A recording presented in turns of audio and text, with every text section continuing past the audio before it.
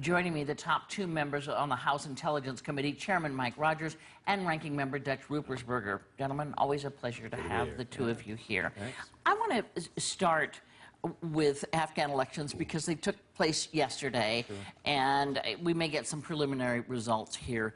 We've had quite an investment in human life and in money from the U.S. Treasury in Afghanistan. As we move forward, so far we don't have an agreement on the use of forces, but as we move forward, the U.S. in Afghanistan, what are your biggest fears? Well, my biggest fear is we walk away without a bilateral security agreement.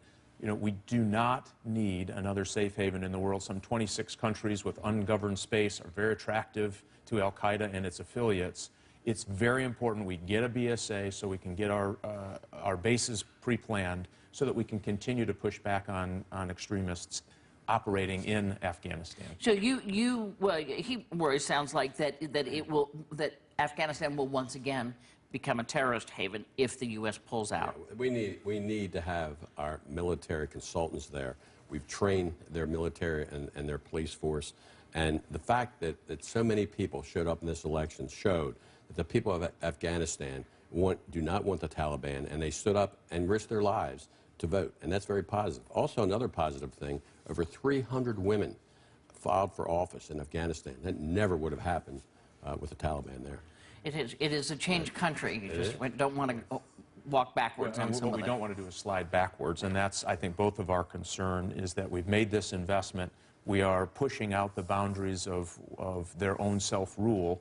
It's not going to happen overnight. This election in and of itself doesn't do that. A lot of positive signs in this election, but we can't just turn and walk away and allow it to devolve back into what it was before. And the issue is Karzai. And, you know, you never know where he's going to be. Mike and I both have met with him on numerous occasions. And we don't want to happen what's happened in Iraq right now. Now it's more of a Sunni-Shia issue. But they have people trained on both sides that know how to use roadside bombs and that type thing. So it's an issue. Let me move you on to another big sort of blockbuster story that happened this week, and that is the beginning, perhaps, of a road where parts of a Senate Intelligence Committee report on the CIA program post 9/11 on prisoner interrogation. Dianne Feinstein said about this report, the results were shocking. The report exposes brutality that stands in stark contrast to our values as a nation. It chronicles a stain on our history that must never be allowed to happen again. Do you agree with all of that, part of it, any of it? I have a tremendous amount of respect for Dianne Feinstein. We work very closely together on a lot of national security issues. This report, I just have some differences of opinion. The methodology of the report, you can't spend that much time and not interview one person involved in the program and come to the right conclusion. And so I worry a little bit about its timing of release. Remember, we haven't done this since 2004. The program went away in 2006 completely.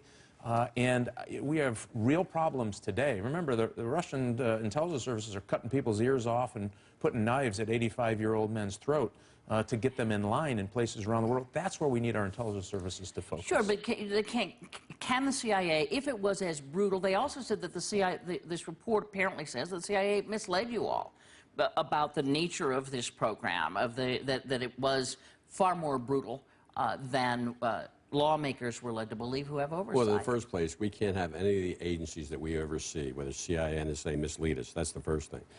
The type of terrorist, not terrorist, the type of information that is coming in on how that we take prisoners and what we do to them. If there are certain things that have occurred where it's torture involved, that's not who we are as a country. But the most important thing that we need to look at the past, the history, and make sure we don't make the same mistakes in the future. And that's what we're really doing here. And I do also respect Dianne Feinstein. She's a great American. She stands strong for what she believes in. But let's get the facts. The most important thing, the Attorney General right now has the case to look at these allegations that are out there. Let's get the facts, and then we can make decisions. Nancy Pelosi, the leader of your party, Congressman Ruppersberger, I asked her about this report and the things that are in it, and she has said, look, this goes to higher-ups here. They're responsible for this. And I said, who is that? And she said, Dick Cheney. Do you agree with that? I'm going to have to wait for the facts. You know, when Cheney was there, Cheney and Rumsfeld, they were They did some things that I might not agree with, but I think in order to criticize, I've got to wait for the facts. It worries me about that more than anything, any other statement, is that politicizes this in a way that I think is horribly counterproductive and likely to lead people to the wrong conclusion. There is a counter report that I think people need to read. This report is, I forget, thousands of pages. We've gone through it, and they have made assumptions and leapt to conclusions that cannot be substantiated. This is not the Holy Grail. It doesn't answer all the questions. And again, why now into an election year would you bring this up and then to say, well, this is all about Dick Cheney, I think is a disservice. Clearly, when you say things like that, that becomes highly charged politically. But you think the release of the report is, I mean, they want it released. Do you think that that is political? Well, I think, again, if you're going to release parts of the report that you'd like to release, then maybe the other counter-argument, there is another counter-argument out there on these facts. And so you'll only get one side of the facts to argue from, and I think that's unfortunate. And again, remember, this program is gone. There was oversight, debate, discussion, votes, all kinds of efforts back in 2006 when George W. Bush got up and said, all right, we're going to move to a different direction, here's how we're going. And now we're going to, when the agency is challenged from al-Qaeda's resurgence around the world to the Russian intelligence service, remember, we have more KGB agents in the United States today, Russian intelligence agents, that's the old Cold War moniker for them, than we had at the height of the Cold War. More Chinese intelligence collectors in the United States by a number that is just breathtakingly nerve-wracking for the United States. That's where we need our intelligence services focused. This is a debate we've had. It's gone.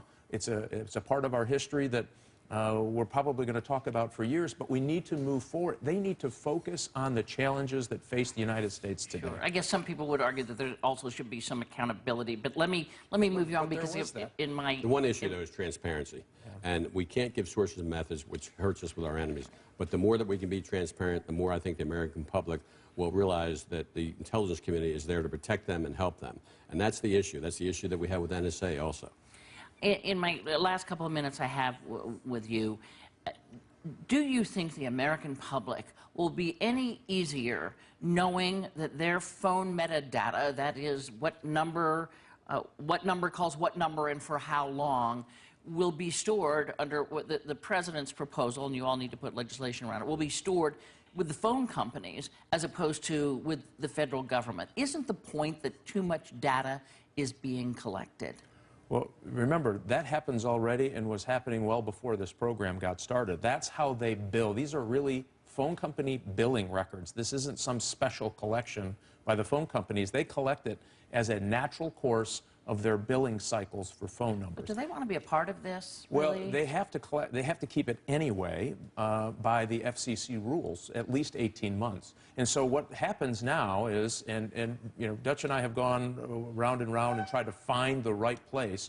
Remember, there was nothing found wrong or unconstitutional with the other program, but clearly people didn't have confidence in it with the NSA locking it away. So what we did is said, listen, it's already there. Let's try to find a way. Do you lose a little bit of capability? Yes. But can you find a way so that the court is involved in the transaction of getting the metadata? Remember, not even names and addresses, no names and addresses, so that we can find a terrorist from overseas calling into the United States. And so that part of the debate seems to get lost, and this is incredibly important as we move forward. You've got to stop. The most important issue, we're doing away with metadata, and we have court review, and I think he seeks the balance to protect our country and yet make sure people feel secure their constitutional rights are not being violated. Congressman Ruppersberger, Congressman Rogers.